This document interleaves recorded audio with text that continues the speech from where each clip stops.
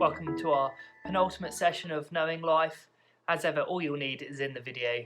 Straight over to Gavin for our talk. I know very little about sheep and shepherding. Sure, walking in this part of England, I often come across sheep grazing in the pasture, but that doesn't make me an expert on sheep. And apart from a few TV programs and films, I don't know a single shepherd. But what I do know is this. In John's Gospel, Jesus says he is like a shepherd with a flock of sheep. He says he is the good shepherd, and his people are the flock of his shepherding care. You can find this in John chapter 10, verses 1 to 21. Now, despite my lack of first-hand knowledge of sheep and shepherding, I think I understand what Jesus is saying.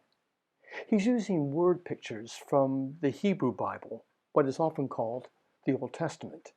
And he's trying to tell us about himself, and he's also telling us about ourselves. Consider, I guess, the following points that he's making. First, humankind is like sheep in a pasture. As sheep need food and water and protection from predators, so humankind has needs in life. We have physical needs as well as emotional and psychological needs. And just as with sheep, so we need protection from threats and dangers to our existence. Second, humankind is dependent.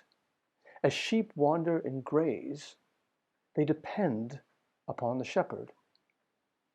So too, we are always dependent.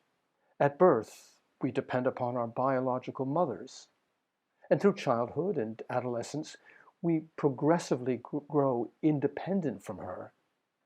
But in turn, we depend upon others for our life's needs.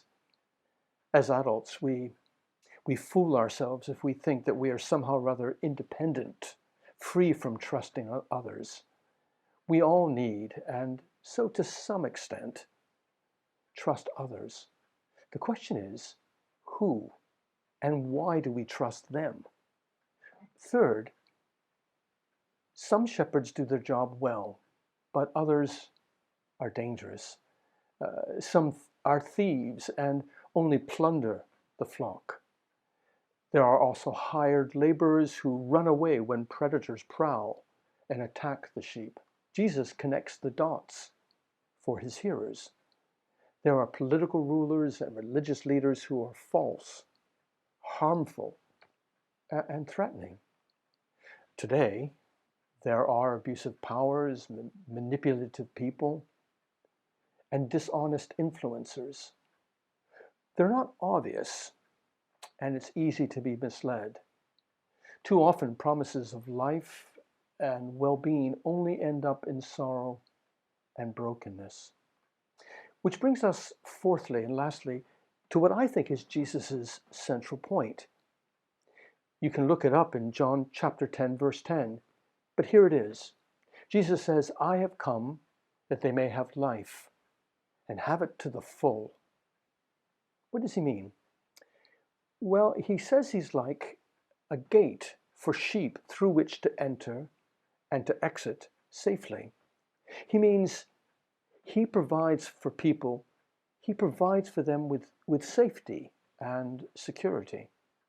He never fails or lets down those who follow him, even when life is hard and threatening.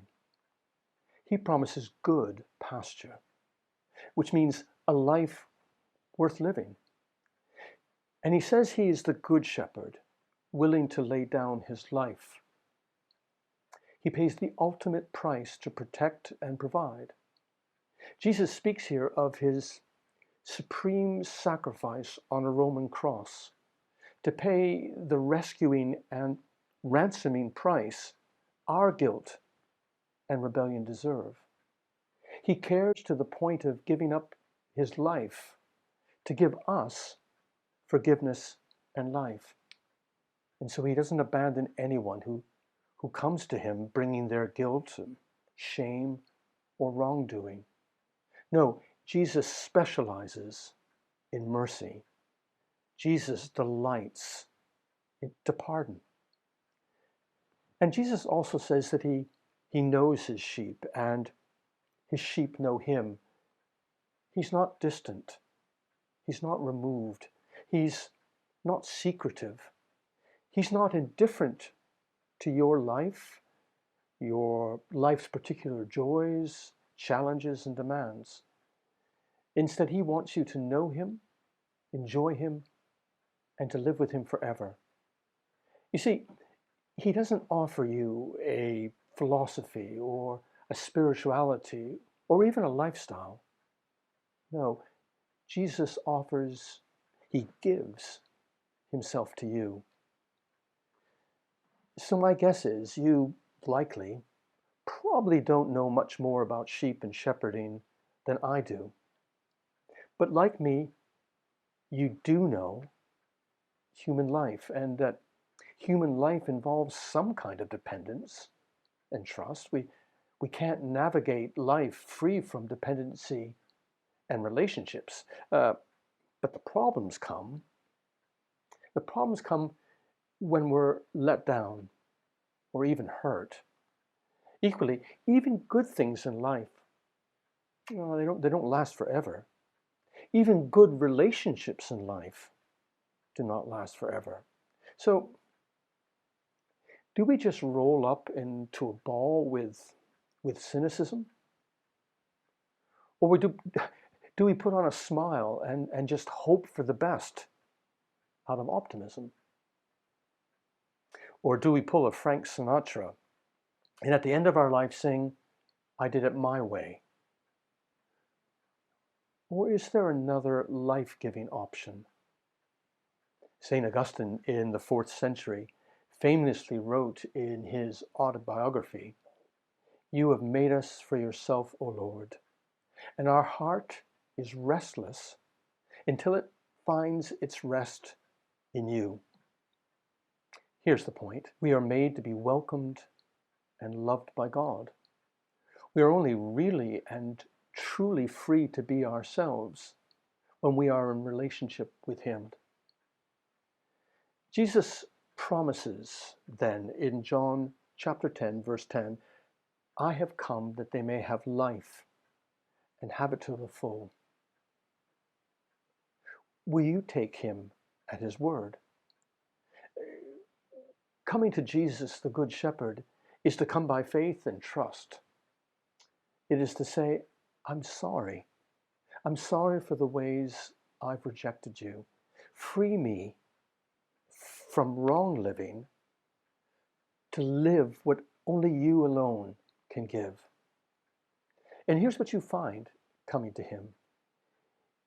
He laid down his life on the cross for you. He paid the price for you to forgive you. And therefore he calls you, he promises you, he forgives you, he gives you life, and he loves you forever.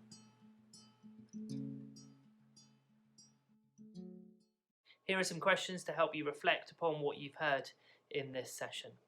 Who do you trust and depend upon in life, and why? Where or to whom or to what do you go with your life's disappointments and hurts? What do you think may keep you from asking Jesus to be your good shepherd?